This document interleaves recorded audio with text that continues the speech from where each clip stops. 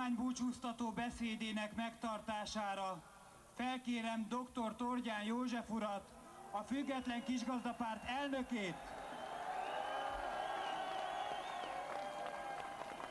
Honfitársaim, magyarok! Álliberális, undorító férgek és dökkesejük lepték el hazánkat, és amíg a liberális férgek belülről rágják édes hazánk nemes testét, addig a liberális dökkesejük kívülről tépik, szaggatják az 1000 sebből vérző, Trianonban megcsonkított, Párizsban tovább kurtított szerencsétlen nemzetünket. De mi nem engedjük!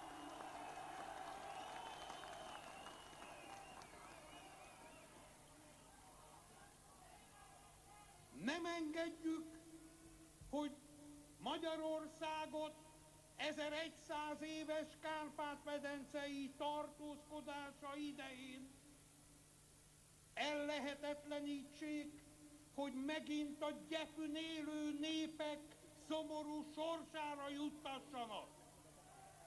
Elfogadhatatlan, hogy nemzetünket széthordják, elfogadhatatlan, hogy nemzeti kincseink 70%-át elprédálták, idegen kézre juttatták, elfogadhatatlan, hogy 1,5 millió munkahelyet szüntettek meg, és a szorgos, dolgos magyar népből munkanélküliek seregét tették.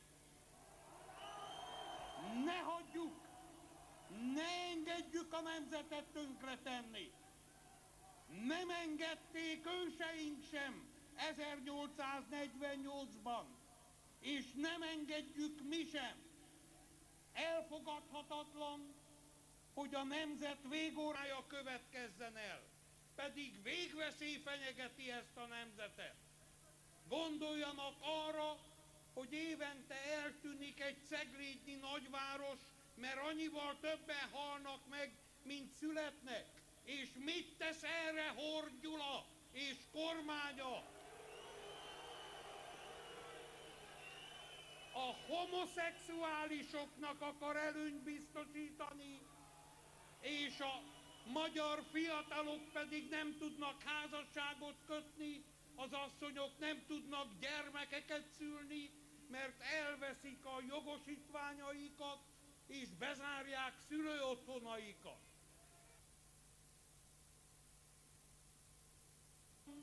Hogy a magyar nemzetet nemzetáruló alapszerződésekkel kössék gúzsba, elfogadhatatlan, hogy olyan fasiszta nyelvtörvényekkel hallgattassák el a magyarságot, amelyre még soha nem volt példa a világtörténelemben. Elfogadhatatlan, hogy a magyarságot olyan román oktatási törvényekkel próbálják elhallgattatni a szintiszta magyar Erdélyben, amelynek eltűrése a nemzethalállal lenne azonos értékű. Vajon megengedhetjük-e a Horn kormánynak, hogy ezt az országot végleg idegen kézre játsszák?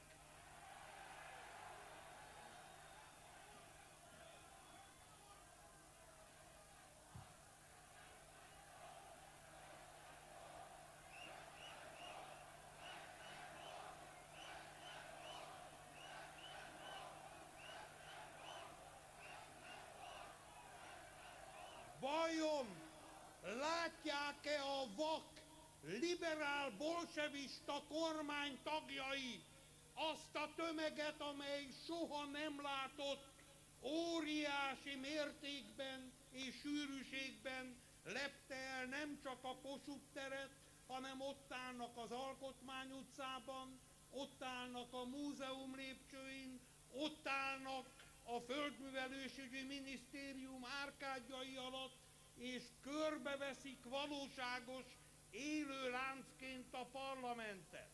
És ha nem akarják látni, akkor én azt kívánom az ország legnépszerűbb emberének, kinevezett vezetőnek, hogy holnap, amikor az üres Kossuth téren az állami zászlót fel fogja húzni, akkor a most a 100 000 fő felett lévő tömeg asszisztáljon az állami zászló felhúzásához, mert akkor elmondhatnák, hogy soha nem látott siker övezte március 15-e nyitóünnepségét. És ha a liberális kormány nem akarja meglátni a tömeget, akkor elég Horn Gyulának kinyitnia az ablakait, hogy meggyőződjön arról, hogy a magyar nép nem kívánja őt. A magyar nép elutasítja azt a nemzetrontó politikát, amelyet Horn Gyula és kormánya folytat.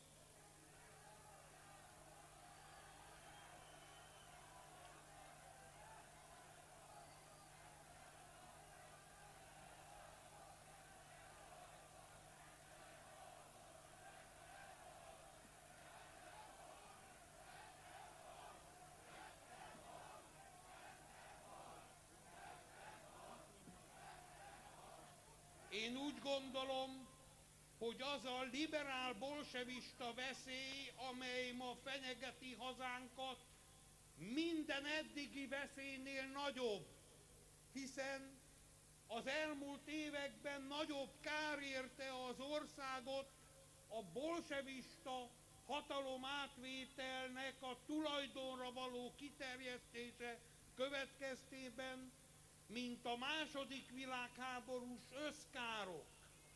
Akkor, amikor eltüntették a nemzeti vagyon több mint 70%-át, önöknek látniuk kell, ez azért történt, hogy a magyar nép cselekvő erejét kössék gúzsba. De minket nem lehet gúzsba kötni, mi magyarok vagyunk.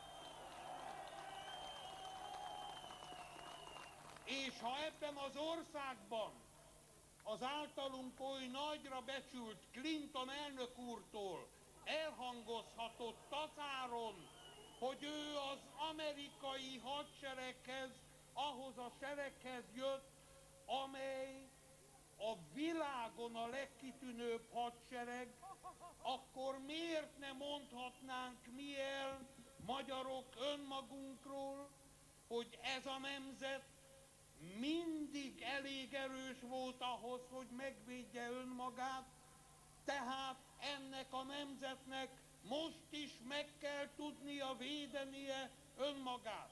Mert ha ez a sereg, amely most a hideg idő ellenére dacolva minden nehézséggel megérkezett a Kossuth térre, ha ez a tömeg egységes akaratát hangoztatva fogja megbuktatni Magyarország legkárosabb kormányát, a Horn kormányt,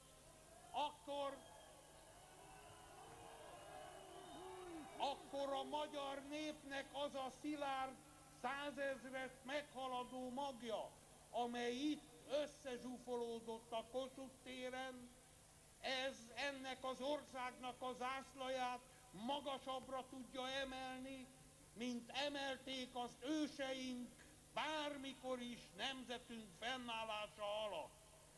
Mert mi abban hiszünk, hogy ez a nemzet Európa közepén, a harmadik évezred küszöbén mélt arra, hogy önmagát arra a magasságba emelje, amely történelmének csúcspontja lehet.